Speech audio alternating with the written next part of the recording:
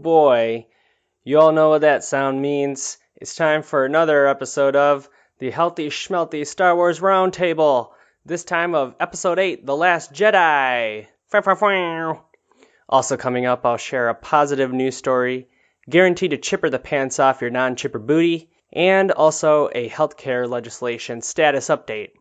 All that in this episode of Healthy Schmelthy. Yeah! Healthy Schmelthy. Yeah! Healthy Schmelthy. Yeah!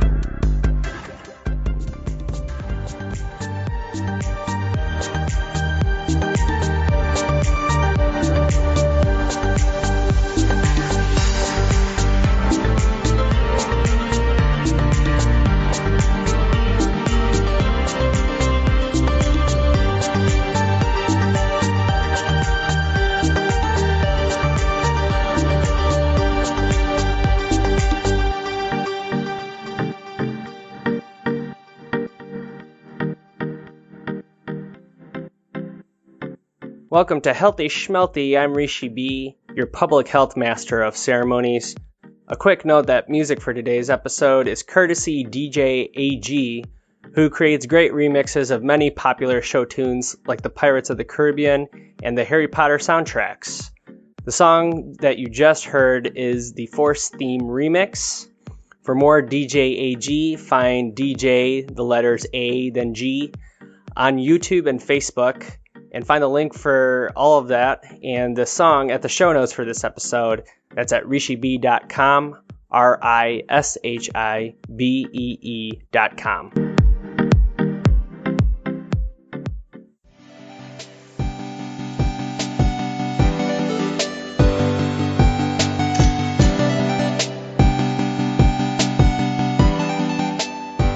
If you're the kind of person who's worried about your or your family's health, it can be pretty complicated sifting through the news and wondering what to believe. One day vaccines are great for you, the next, they're from the devil. I mean, it can be so frustrating keeping up with healthcare news that it's enough to give you a heart attack. That's right, Billy Joel. And that's why I decided to use my Master's of Public Health degree and years of experience in healthcare to discuss different healthcare topics through the Healthy Schmelthy podcast, which hopefully leaves you feeling a little bit more informed and maybe just a little bit happier, one episode at a time. Today's episode is healthy in the sense that if you, like me, enjoy watching Star Wars and love talking about it with your friends. This is another episode of the Healthy Schmelthy Star Wars Roundtable. This time it's the Last Jedi edition. And that's coming up later, but before that, in a bit, it's another Where Dey At Doe, a segment where I give a status update on healthcare legislation. Where they at, though? The White House planned an update for healthcare legislation for the summer of 2017, but it failed to pass the Senate. But stuff's been a brewing, so we'll get into that. But first, man, the news these days is nothing but Twitter gang wars and men with grubby, grabby hands. You know what? I think we could all use some good news. Good news, everyone!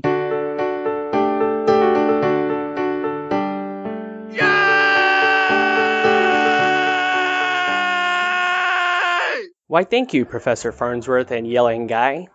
I just spent my Christmas holidays in India, so this story caught my eye. Good news, everyone. Villagers knit jumpers for Indian elephants to protect the large mammals from near-freezing temperatures. I mean, what a title, right? So what happened here is villagers near the Wildlife SOS Elephant Conservation, I always want to say conversation, but it's not conversation in this case. It's the Wildlife SOS Elephant Conservation and Care Center of Mathura, which is in the North Indian state of Uttar Pradesh. And so these villagers, they knitted pajama-like garments for the elephants after the city was warned of upcoming sub-zero temperatures at night. So this center, this wildlife center for elephants, is for formerly abused elephants, many of whom, according to the staff quoted in this article, suffer from arthritis due to the abuse which can be exacerbated by the cold. You can see pictures of these stylish elephants in the article, and I left a link to this article in the show notes for this episode. That's at rishibee.com, RISHIBEE.com.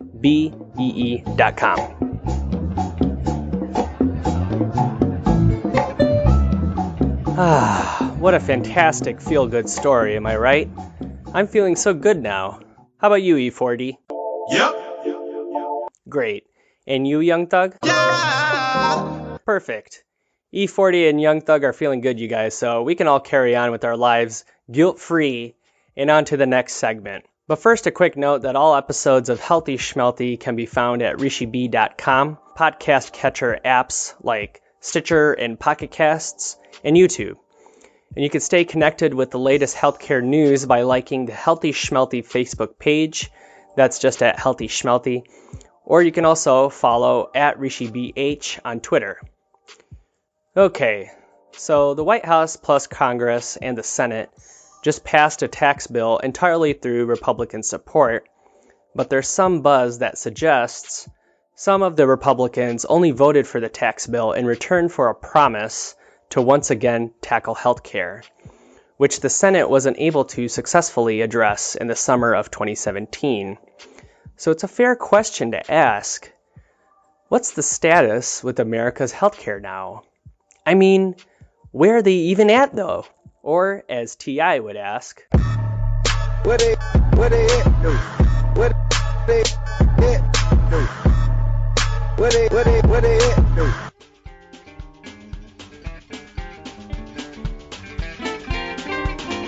Standard disclosure, for the following segment, the healthcare bill that was signed into law during President Obama's tenure in the White House shall be heretofore referred to not as Obamacare, but as the Affordable Care Act, or the ACA. Please forgive a man for his terminology, but hey, his master's thesis was spent reviewing the bill. Anyways, so great question, T.I. Where we at, though?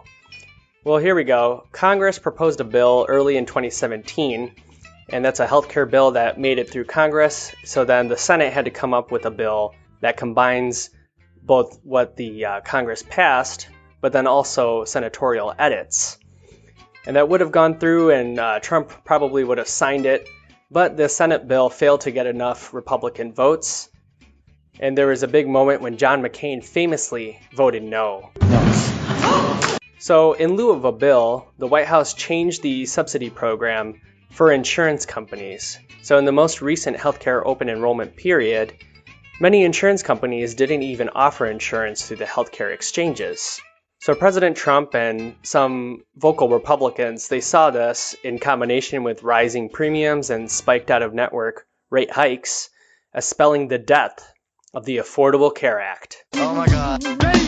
However, preliminary numbers of the open enrollment period show almost 8.8 million people having signed up for healthcare insurance, which the open enrollment period was shortened by the White House.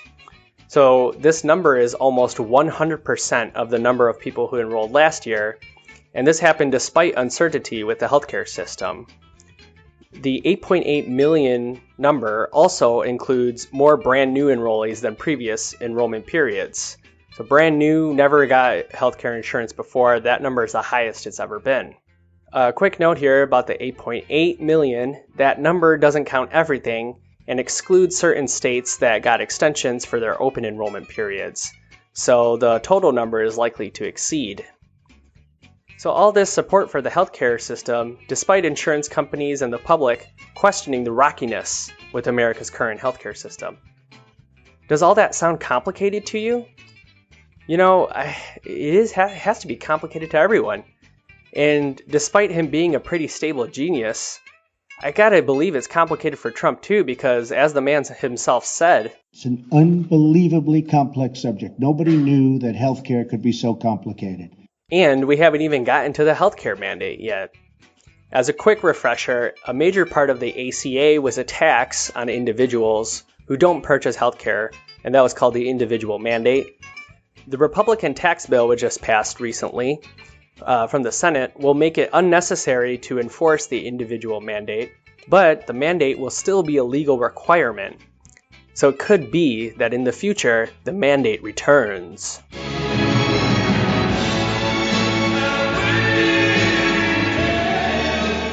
So the Trump White House's actions don't end the ACA, but independent analysts predict anywhere from 3 to 13 million fewer people within the next decade having healthcare insurance without the mandate as an incentive. So where does that leave us now? Well, Mitch McConnell vowed to return to healthcare after they addressed taxes. I regret that the effort to repeal and immediately replace the failures of Obamacare will not be successful. That doesn't mean we should give up. We will now try a different way to bring the American people relief from Obamacare. I think we owe them at least that much. And that was after the Senate failed to rally their group around one healthcare bill in the summer of 2017. But many Senate Republicans are eager to work to pass something to stabilize the healthcare markets. Most popularly, it turned out many Senate Republicans had tied their vote for the tax bill to a promise from Mitch McConnell to get something in for healthcare soon.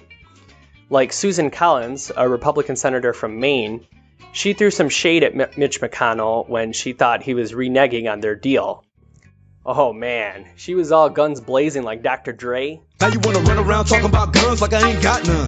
Now the Trump White House has announced they want to sign something for healthcare by January, so let's hope they do, because the markets do need stabilizing, and CHIP, the popular bipartisan safety net program that covers 9 million low-income kids and low-income pregnant women, is suffering from a lack of funding.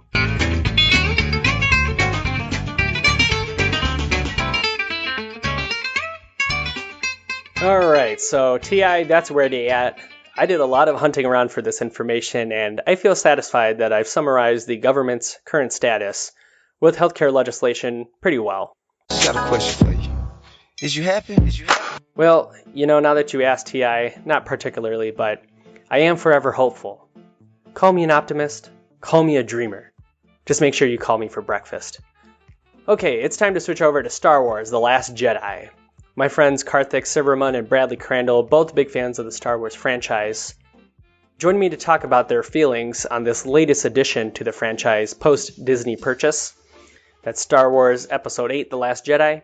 The three of us have some differing opinions, but I think it makes for good listening. So if you, the listener, have any comments on how you like The Last Jedi, how you hated The Last Jedi, how you don't care about The Last Jedi, about elephants and jammies, or about Where Dey At Doe, you can email me at therishibee@gmail.com. That's the RISHIBEE @gmail.com. Or you can use the comment form at rishibee.com. Or you can tweet me at rishibeh. Or go to the Healthy Schmelthy Facebook page.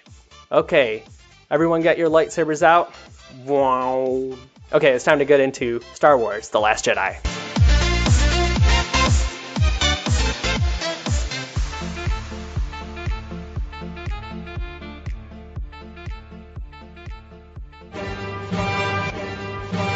Oh yeah! Can all the ladies feel our lightsabers? Dark side.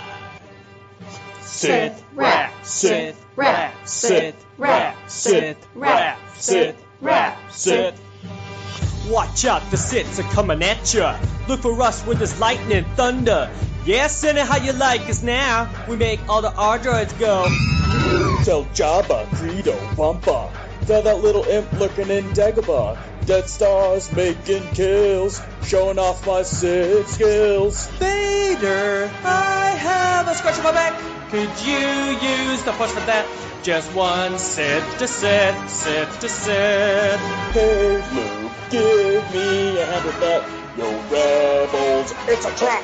Boba Fett, no disintegrations. Sith rap, Sith rap. All too easy.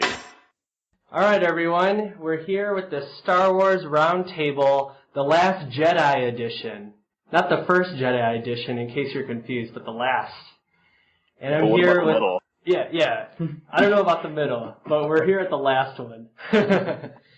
And that luscious, luxurious, lugubrious voice that you heard there, commenting about middles, as he's prone to do, was my main man Karthik down in Texas. Karthik Bradley, how you doing, my man?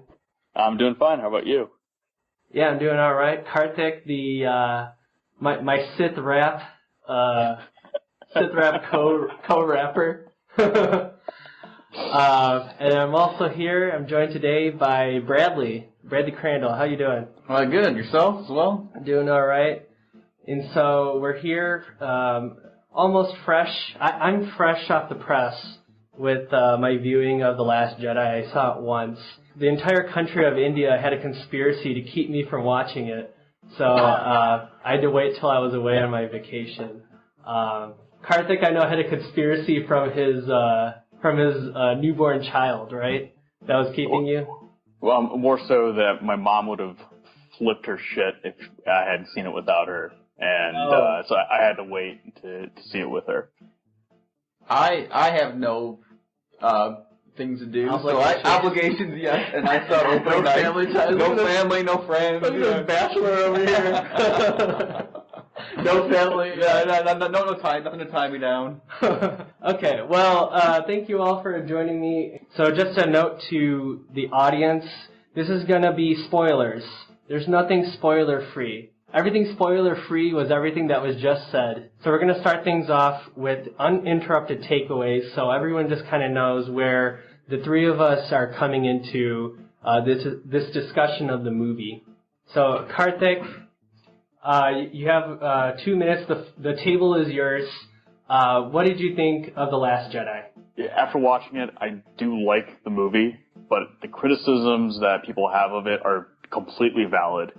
And I really liked how they delved into what the nature of the Force was, and maybe our views of light versus dark, Sith versus Jedi, Empire versus Rebellion are maybe a little bit misguided, especially the Force part. The Empire did nothing wrong, in my opinion. No, I'm kidding. The Empire is the way that they conducted themselves in the original trilogy, and then the First Order, I'm not a fan of them. But that being said, the differences between Sith and Jedi, I like how they kind of investigated it and talked about it in this movie. I also like how they, Kylo Ren, so, aptly puts it, let go of the past, kill it if you have to. And I kind of feel like they're really doing that with this movie. They're getting rid of, for better or for worse, they're getting rid of some of the old tropes and some of the old, some of the old characters even, to make room for a hopefully wider universe. So I liked it, but there are definitely criticisms I have that I don't necessarily hold those same criticisms for The Force Awakens or for Rogue One. All right, so that was Karthik. Bradley, what did you think of Star Wars Episode? Oh no, why am I blanking all of a sudden? 8, The Last Jedi. Speaking of people trashing the show and stuff, that's a good lead off into my segment here. My view was more of, I didn't really care for the movie, but I still would like to give it a second shot, watch it again. But my criticisms come from more the fact that the show, the series design is a 3-trilogy show, and they let me down with all the lead-ups from The Force Awakens, and they cut it down. The director did his own thing, trashed anything from the first series, and that's what got me angry or annoyed with it. The actors did a phenomenal job. I don't have any complaints about that, or the acting was phenomenal, very good. But there was so many plot holes, unnecessary scenes, new, lore that they kind of made up on the spot, fuel things. It was just all over the place. And with the Finn side quest and various other plot points, it just seemed useless, unnecessary, or they just threw it in there for no apparent reason. I was a big fan of Rogue One, a big fan of The Force Awakens. I just was let down on the overall plot of this movie. On the other side, though, my takeaway really that I did like was some of the scenes were very beautiful, very well directed, and I did like Kylo Ren's story. He was kind of the shining beacon of the movie, though they did need apparently a shirtless scene in there for him standing out. Yeah. But all in all, I was kind of, I took a negative view of the movie. I am the Sith here, not the gray end of it. So what is a Sith, right? Yeah, what does it mean to be a Sith? Okay, so that was Bradley's let's go to me. I had a very philosophical takeaway from watching The Last Jedi. Whenever we get a new Star Wars movie, that means inevitably what's going to end up happening is discussion of how that new movie is going to live up to the original trilogy, to 4, 5, and 6.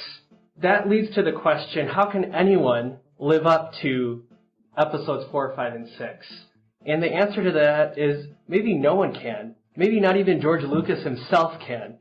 One of my favorite things that came up around the time of the prequels was an audio clip of George Lucas trying to explain the plot of one of the prequels. I think it was The Phantom Menace, to a team of writers before the movie came out. And as he was explaining the plot, he realized that he couldn't explain the plot. And he was growing more and more frustrated. And he ended up yelling at the writers without anyone really having said anything to him. And he kind of pieces out from the room. I think what Star Wars The Last Jedi was about making a Star Wars movie in a lot of ways. I think the burden and the weight of making a Star Wars movie can be crushing. And thus, I posit the genius of The Last Jedi. So The Last Jedi isn't the best Star Wars movie ever, but it's the best Star Wars movie ever that could have come after The Force Awakens. Because The Force Awakens, if we boil it down, was, remember everything you loved about Star Wars? Remember desert planets? I remember. Remember Luke with his... Chewbacca? Remember Luke with his... Yeah, there we go. Remember Luke with his lightsaber? And how can you boil down The Last Jedi? The Last Jedi boils down perfectly in one of the opening scenes, where when Rey hands him his lightsaber, Luke throws the lightsaber away behind his back. So, what I'm saying is that The Force Awakens and Rogue One, what they did is reminded us of the world of Star Wars, what we love about Star Wars. The Last Jedi reminds the world that Star Wars is a story, and anyone who wants the story to continue has to accept that the story and its key characters are going to evolve and change as the story progresses. Thus, a Luke that was trying to be Obi-Wan Kenobi, but then shockingly, what does it turn out? He's been brooding over the death of the Jedi all this time. Thus, a Poe and a Finn that were trying to be Han Solo, but then shockingly, they come to find out that being Han Solo doesn't always work. Who could have foreseen any of this, I tell you? Who could have foreseen any of this? No one. And that's why the impact of The Last Jedi won't be itself as a movie, what it necessarily brought as a movie by itself, but the new fertile Star Wars stories and the new characters and the new things that you can do with a Star Wars movie that come from the impact of The Last Jedi. That was very poetic. Thank you. That was wonderful. Bravo. Thank you.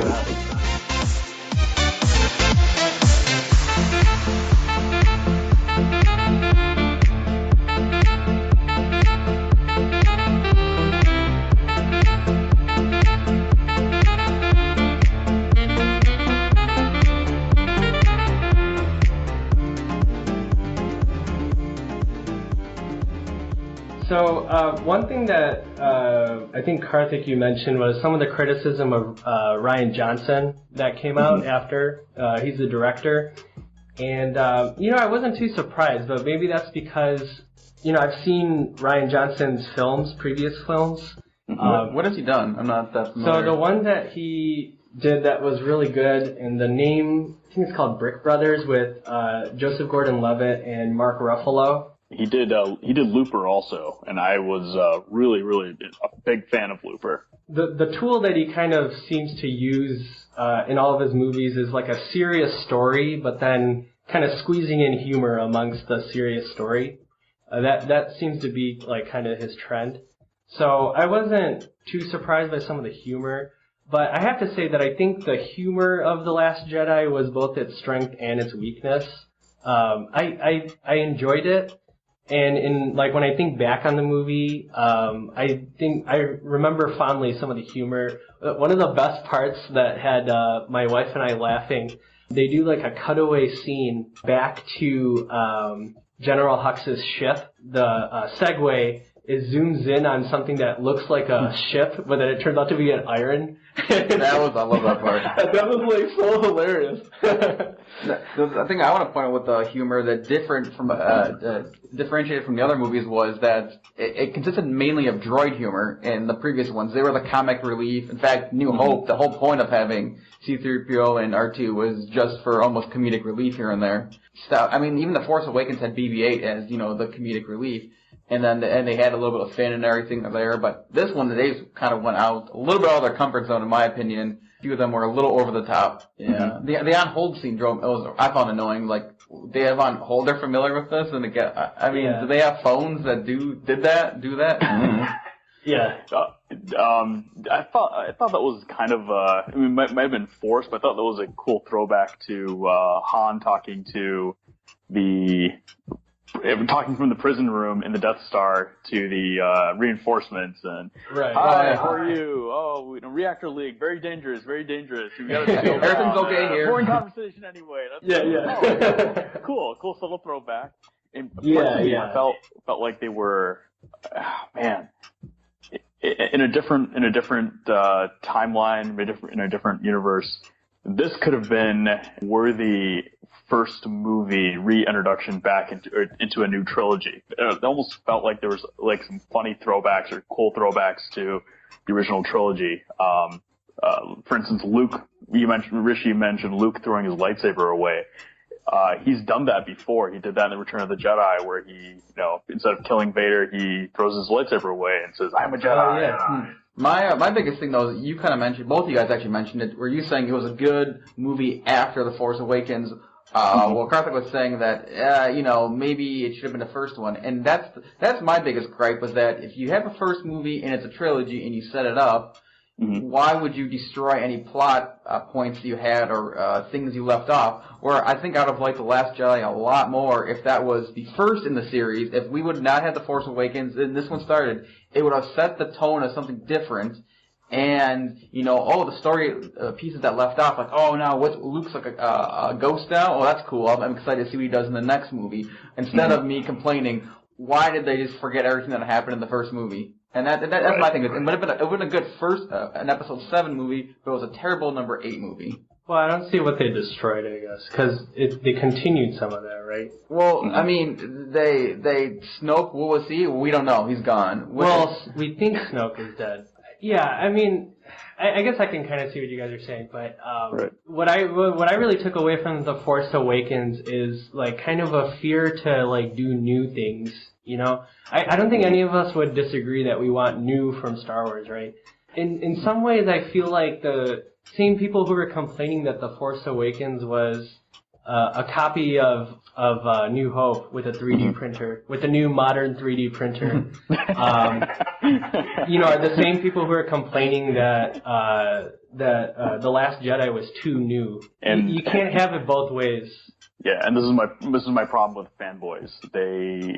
There's no making anyone happy if you listen to everyone. People bitched and moaned about The Force Awakens was just A New Hope all over again. Okay, fair enough. It's a valid criticism, but it reintroduced us back into the universe, and I posit the fact that I feel like the First Order are the neo-Nazis. They're trying to recreate what the Nazis did. Nazis being the Empire, but they're bumbling idiots with it sometimes. I look at it from that point of view, and then you get some new concepts. You kill off some major characters.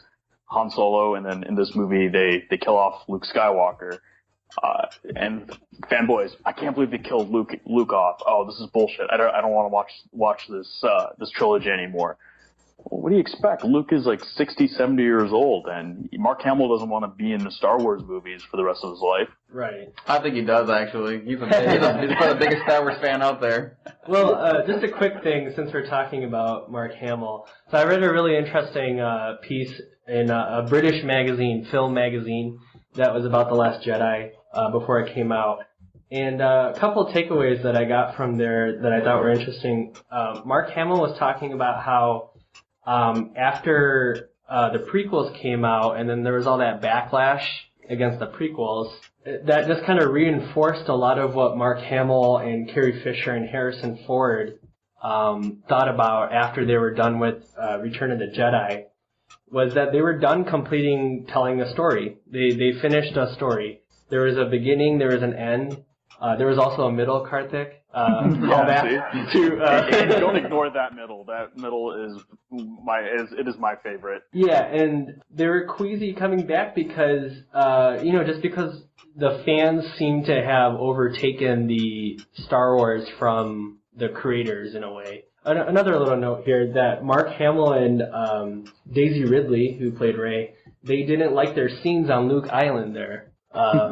They appreciated Luke drinking milk and grinning at her. Jesus Christ, that part was awesome. Oh my God. That part was awesome. I love that. Does it turn you off that I'm drinking blue milk from a strange cow sea creature? Yeah, so... I couldn't help as I was watching it, being in the mind of the director, being in the mind of the actors, in particular Carrie Fisher and Mark Hamill. How stressful must it be on them to, after 50 years or whatever, having to live up to these characters that they played such a long time ago. It probably is more fun for Mark Hamill to throw the lightsaber behind his back than to try to do some hey, Daisy Ridley, you were a terrible lightsaber battler in the first one. Here's how you lightsaber. Taking it too serious. I feel like it's more fun the way that it was than the way it would have been. Well, my only concern was, though, I know Mark Hamill was disappointed with both movies because he was in the first movie. He had 0 lines or whatever, and he even had a suggestion he wanted to come at the end of the day to save the day or whatever. And I feel like Mark Hamill really just wanted a reprieve of awesome Luke that we all love and come out there and just be OP and destroy something amazingly. And I feel like that's a lot of the fans' criticism, is that you missed out on a chance to have Luke just go ham on something, whether he takes out Snoke or takes out 50 troops. I know his character is more of a pacifist back to the original series, right? But at this from him, I kind of felt bad for him because he's the only, I hate to say it, of the original cast members who love Star Wars. He is the embodiment of Star Wars. I know Harrison Ford was always mad at it, right. and Carrie Fisher did her own thing for a while. So I just kind of felt bad. I wish he would have went, just did something kind of crazy. The scenes that were here, and he was more of just a grumpy old man. And I agree with you with especially the last scene where he confronts the First Order ground troops on Crate. It would have been amazing to watch him just flick his hand and knock all those AT-ATs over, or do something like that. Instead, we have this one-on-one battle where he's trying to convince Kylo Ren to redeem himself. And then you find out, oh, cool, he's projecting himself, force projection from another planet across the galaxy. Neat, new force powers that we haven't seen before. But then what was the ultimate goal? Was it to stick to the pacifist roots that he's always had? And you bring up a good point. That's always been his role, is to be a pacifist, especially going into Return of the Jedi, where he's like, you know what, no, I'm not going to kill my dad. Yeah, so I personally would have preferred, him physically being there on Salt Ice Planet and fighting Kylo Ren and all those ships and stuff. But I do kind of think that the way that they did it with him being a Force apparition, the dark side of the Force was always the aggressive stuff, right? So that's the fighting with the lightsabers and all that stuff. Fear leads to hate. Hate leads to anger. The Yoda stuff was always the tricks, right, that you can do with the Force. And I almost kind of see what Luke did as kind of his coming to terms with what the Jedi represent of the Force. So it was almost like more important as a Jedi for him to be there as an apparition as opposed to him being there physically. Mm-hmm. Right.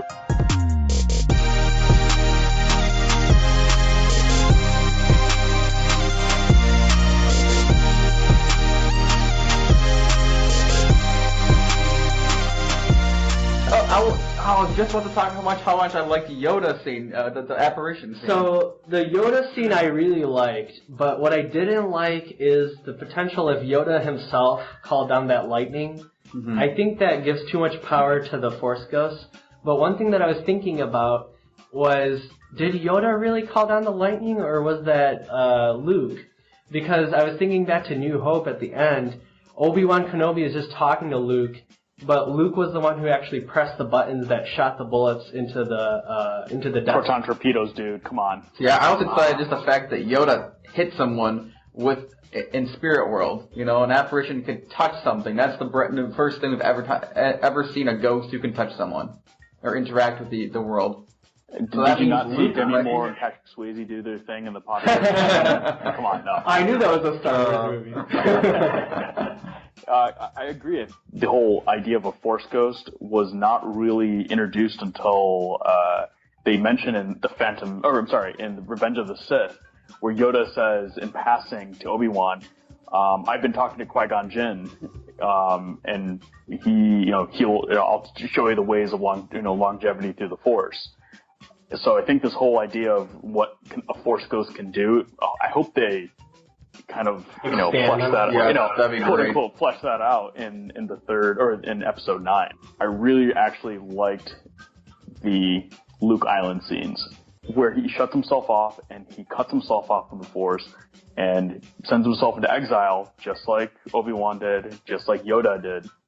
And instead of doing the same thing that those two did, training a new Jedi to go kill another Sith, he says, you already have what you need. You're not going to learn anything from me except that what we think of as the Jedi, what we think of as the Sith, it's beyond that. I don't know. I'm a little mad on the Luke Island scenes. I like the new part of the Force that Snoke connected Rey and Kylo Ren. I didn't mind that kind of like Force FaceTime there. But I don't know. Some of the stuff with the nuns, the nun whales. Yeah, that kind of got me too. I mean, I like them as in the comic relief. That was kind of fine with that, but the fact that he's not really alone. There's a village here, Yeah, I could have accepted the bird milk thing and the porgs. I like the porgs being on there. I like the porgs in general, actually. Yeah, so I like penguins. Yeah, got my attention. I appreciated the Finn story being a play about Han Soloing your way through the plot. Like Han Soloing didn't even really work for Han Solo in a way because it just wound up getting him cryogenically frozen. Right. Finn and Poe. I like that they spent a whole movie doing nothing in the end. I feel like there's kind of something poetic there in a way. But some of the awkwardness with that engineer girl, Rose, I don't know, I just kind of felt like their thing was sometimes serious with her sister having died on the last bomber in the beginning. Mm-hmm. But then it just kind of felt like there was high school love. It's just like they always joke about Attack of the Clones. It's a love movie that they put like Star Wars around, and that's what it felt like. Go back to that. Right. Parts of Finn's story I really enjoyed because right from The Force Awakens, he's constantly questioning, what is my place in the world or in the universe, and what am I doing? Am I really in the Resistance? I think it really struck me that there was a little bit of a reason why they did the Finn Rose side plot, where he interacts with Captain Phasma and she calls him scum, and he corrects her and says rebel scum. One thing I did not like about the casino scene, that whole subplot, a little too on the nose of sticking to the 1% and these people are enslaved or these animals are treated poorly and whatnot. I'm like, okay, we get it. There are people profiting on both sides of this skirmish between the First Order and the Resistance. Here's some social commentary. Here's more social commentary. Here it is in your face. I actually like that because one thing I've been kind of noticing with TV shows and movies is they tell you someone's bad, but then they don't really do a good job of showing you why they're bad. And with the First Order, I don't know. I always kind of feel like I'm left kind of struggling to, who are these guys? Like, why do I care about them being bad guys again? And I felt like The Last Jedi did a better job of that with all that stuff, actually, Karthik, with the casino stuff and the horse rabbit dogs. You know, with all that stuff and the kids. Right. You know, I felt like I hated the First Order more in The Last Jedi than I did in The Force Awakens. Like, they were just a representation of the dark side in the first one, and that was it. See, my issue with the casino planet is that when they land there, they show it almost looks like a Tatooine, a hut place. I'm like, oh, that's be sweet. We'll see some huts. You don't see any of them there. I'm like, okay, it's kind of a letdown. They show a racing track. I'm like, oh, maybe you'll be a pod race. No, not that either. It's some animals or whatever. Okay, whatever. That's cool. And then they go through the casino, whatever. It's kind of comic relief. And Deus Machina, you find the guy, you find another guy who saves the day or whatever. And it just felt, I don't know, it didn't see really much of a point to it. And then they want to try to make it so shades of gray with, you know, those guys sells the both in Imperials or the First Order and the Rebels. But if you think about it, I mean, the Rebels are terrorists. No one sits there and goes, yeah, I only sell to terrorists. No, it's the guy who scams. The guy, makes tanks. He sells tanks to people, and he sells maybe one or two to the Rebels. You know, they're all making a profit. It's, it's just kind of the way the world works. I mean, yeah. No one just says, oh yeah, I 100% support the Rebels.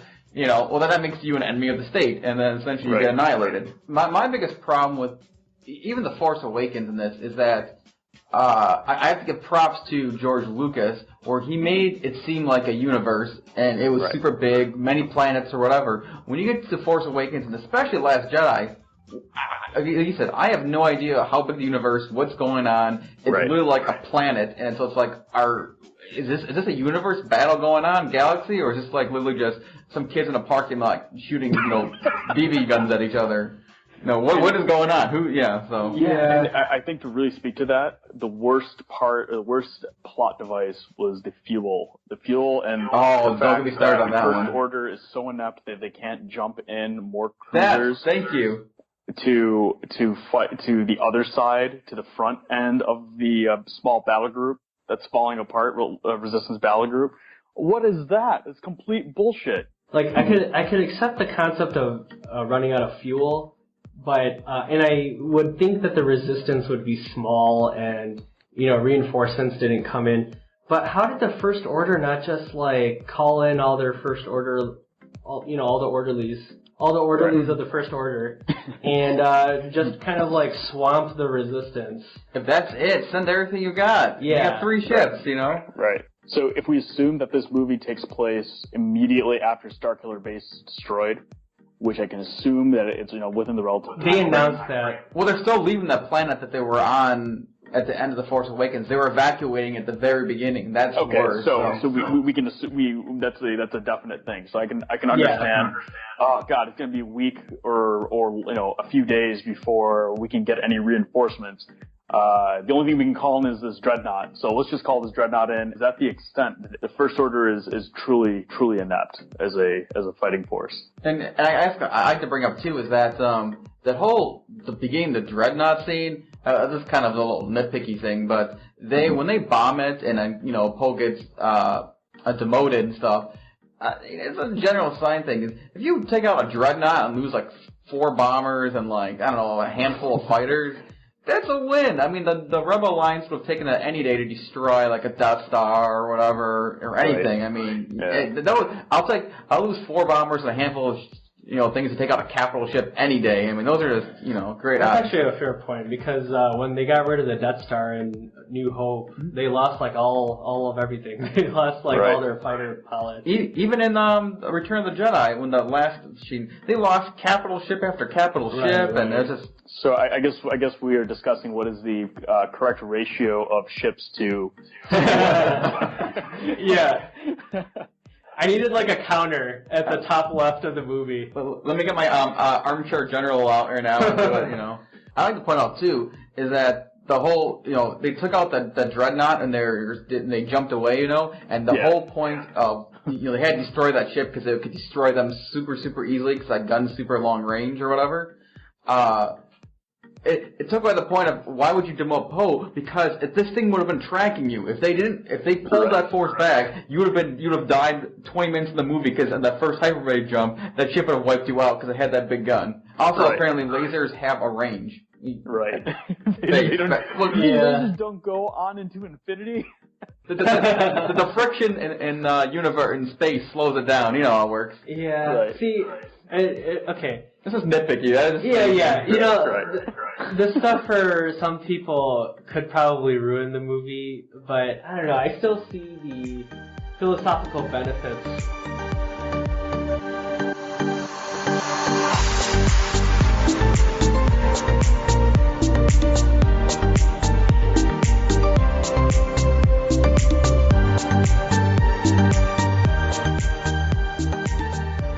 I liked what they did with Jedi versus Sith in The Last Jedi. You know, it's almost like a two-party system. Nudge, nudge, hint, hint, America. You know, where, you know, they start off as something and then they end off like, why are we fighting each other again? You know, like, are you really bad? Did Anakin have to sacrifice Padme? You know what I mean? Like,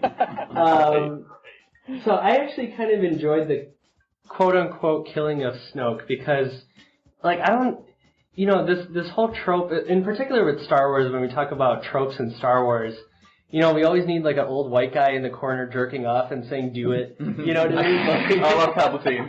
Yeah. Like, let's just get rid of that and let's have a more complicated what is good and what is bad with Rey and Kylo Ren. Well, that was my thing. Is I didn't like the way they killed Snoke or the fact that they built him up to be some uber badass or something. And that's my only concern about killing him. I like the idea they got rid of him because Kylo Ren was the highlight of the movie in my opinion, and his arc and his story. I mean, I'm so excited to see him as the villain. He is the guy now, and that's awesome. We don't care about Snoke anymore. You got rid of the old guy jerking in the corner, you know, it's all good. But the way they ended it was it left a bad taste in your mouth of how they did it, rather than, or just give me a little background of what is he, what happened here, give me something. Yeah, I don't know if Snoke is 100% gone. I'm choosing to believe he comes back. You know, all these things that got introduced, like Kylo Ren telling Rey that your parents were janitors at the high school in Tatooine. Like, you don't have to believe him for that. I like that part, actually. That's the one thing everyone complained about. I was like, you know what? It's finally good. You broke the dynasty of Lycas, the dynasty of Skywalkers and people. You know, it's the brand new branch. Just a random person can have force powers. Right. Yeah, and it goes to a gray area, which would have been nice, but that's another story. Yeah, I agree with that. I'm glad they, you know, I think the whole point of even Luke's tutelage, you know, or lack thereof, was, look, I'm part of this dynasty of great Jedi warriors and Sith lords. You don't have to be that. You don't have to be a great Jedi warrior. Yoda says in Empire Strikes Back, does war make one great? And I think this movie proved it, that war does not make one great. And let me just tell you about that throne room. That was, oh god, it was visual candy. I love that. Yeah, I love that battle. And Adam Driver finally solidified that he's not a whiny little bitch. Thank you. Oh man, that was awesome. The whole stuff with all that, I really appreciated this.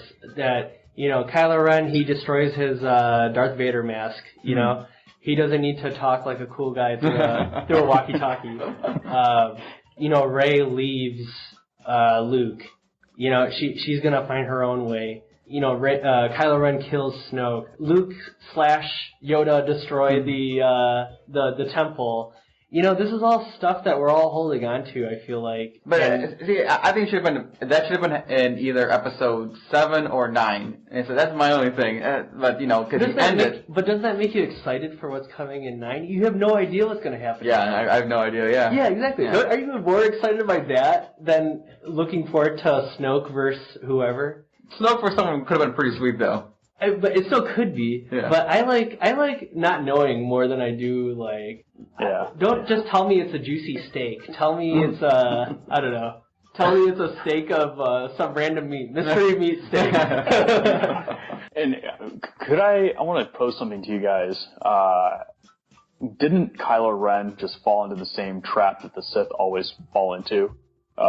This rule of two and or kill your master so you become the master. Well, that's the thing is, what happened to the Knights of Ren? Yeah. And that's what kind of saddened me. Yeah. He took some of those kids with them, the Knights of Ren, and this goes back to my original complaint, was that we don't know. Maybe they don't exist anymore. We don't know. Well, I thought that he killed them all off. I thought that was my takeaway from all that. Well, we don't know what he did. Oh, no, right. He took some of the kids. That's what he said. He killed some of them, then he took the ones that he liked. Yeah. The ones that were nice to him on the playground. Yeah, exactly. Yeah. Little emo boy on the sideline there. Emo Kylo Ren. Yeah. Oh, but bringing us Kylo Ren, like that was one of my bright spots of the movie. I kind of want to talk about this one. Is that I really think this is what Anakin should have been in the prequels. Anakin was a little whiny, and he turned to the dark side just because he saw a vision that he couldn't save Padme, and it's kind of based on his mom dying, blah blah blah. That's what drove him nuts. And that story is not the most believable or the most, relatable or whatever. Well, Kylo Ren, you see the struggle in his things. He wants to be there. Hell, even in the scene where, he thought Luke was actually going to kill him. I mean, you can see, like, the confusion in him. And the confusion is even when Yoda says it in the prequels, is murky. You can't see you can't see his, like, future. And that's what turns you to the dark side. And essentially, Kylo Ren is the perfect poster child for that, where he's confused, he doesn't know what he wants to do. Is he good? Is he bad? He's got the good side and bad side in him. He's a great villain. I mean, and he's kind of relatable. I mean, and it's just the fact that, like I said, if Kylo Ren was Anakin, it would have made Vader's backstory crazy good, in my opinion. Yes. Much as I said I love Kylo Ren, on the complete opposite side, did you guys notice that where Kylo Ren's character, greatly enhanced his background depth, all that stuff, Rey's didn't do anything. She stayed the same. She's still super powerful, apparently. She didn't learn anything on the ground on the island. I mean, she did that weird mirror scene down the black hole. She did not advance at all. She didn't become more powerful, less powerful. She just, like, I don't say flatline, but her character was very boring. And to your point, I'm going to counterpoint, but I felt like what we were expecting as an audience is, oh man, all right, Rey's going to go through training, Luke's going to train her, and just like Yoda trained him and Obi-Wan trained him. But then he's like, you know what, you'll figure it out. And the mirror scene was cool because the dark side had nothing to offer her. It couldn't tempt her to, kill Luke or force him to train her. It had nothing to offer her. So I think it reinforces the whole point of you don't have to be part of this great lineage of Jedi. You don't have to be a Skywalker to be one or part of the Force. For the mirror scene, man, I don't want The Force Awakens to be New Hope. I don't want Last Jedi to be Empire, and I don't want whatever the next one is called to be Return of the Jedi in a jungle with Ewoks. I want everything to be new, man. And that scene was just like that scene in Empire Strikes Back when he goes in on the ground. He's fighting himself. And I was like, man, I just felt that whole part was just squeezed in just to connect us back to Empire. Mm-hmm. And I just did not like that at all. I almost feel like Disney was like, dude, you gotta have Rey, have some smoky mirror things. I know they showed a picture of this actually, I think during the Force Awakens. They had a picture of Mark Hamill riding on Daisy Ridley. Yeah, had him on her shoulders or whatever, or someone photoshopped it or something, just like Yoda on her shoulders. People are joking, I've seen that running around. This is the way I learned, this is the way you're to learn. Right. But the other thing that they showed on his planet, though, was his ship. They panned at the very beginning. This drove me nuts. They kept doing it, like, so the pod racing thing, you kept seeing things that was like, oh, this is going to happen. It didn't happen. Right. Where the big one was, they panned to his X-Wing underwater. And I'm like, that seems really familiar. Oh, yeah, it sank, and you had to overcome something to raise the ship. And I'm like, great, they're going to do it with Rey, and Luke's going to come back in battle. Well, no, the ship is probably still there. Well, they did, right? They did in their own way. What was the first thing you were saying? Well, she for the lifting thing, she didn't lift a plane, but she lifted rocks from that's true. I from all those guys trapped in the cave, right? So I guess we're kind of winding down now.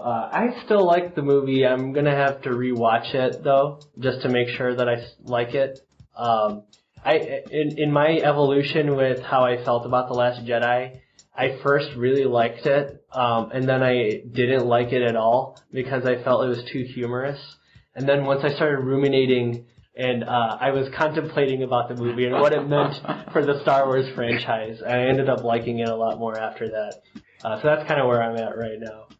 Bradley, I think you are where you're at, right? Well, I guess what I'll say is when I saw the original series, I actually saw the remastered in theaters. So I loved them when I saw them, and I still love them when I rewatch them. Yeah. Or changes of which one is my favorite ever. This is the first one that came out, and I was like, yeah, it's not my cup of tea. But I have yet to rewatch it, so maybe my opinions will change on that. Karthik, where are you at? Post-discussion, post-roundtable. I do like it. I definitely want to give it a repeat watch, and I've done that with the new movies that have come out. I rewatched The Force Awakens, and I liked it about the same as when I first saw it. Same with Rogue One. I actually liked Rogue One more upon each viewing. It's a perfect heist plus war movie, and I think it's fantastic. And this one I'm going to have to definitely watch again. I still like it as a Star Wars movie. I'm not sure how it's going to age. And then can we all just have a moment of silence for Admiral Akbar? Oh, off-screen death. No. Yeah. It's a death. It's a death, really.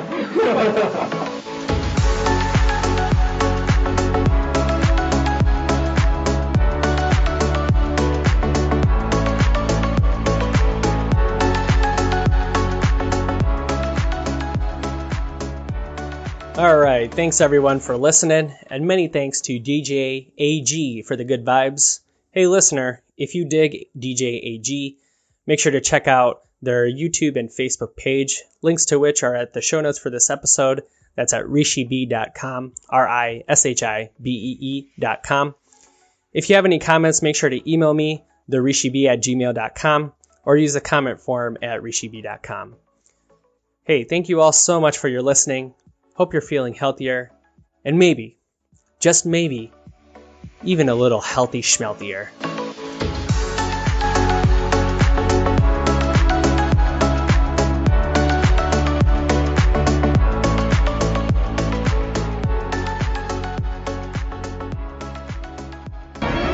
It's a trap!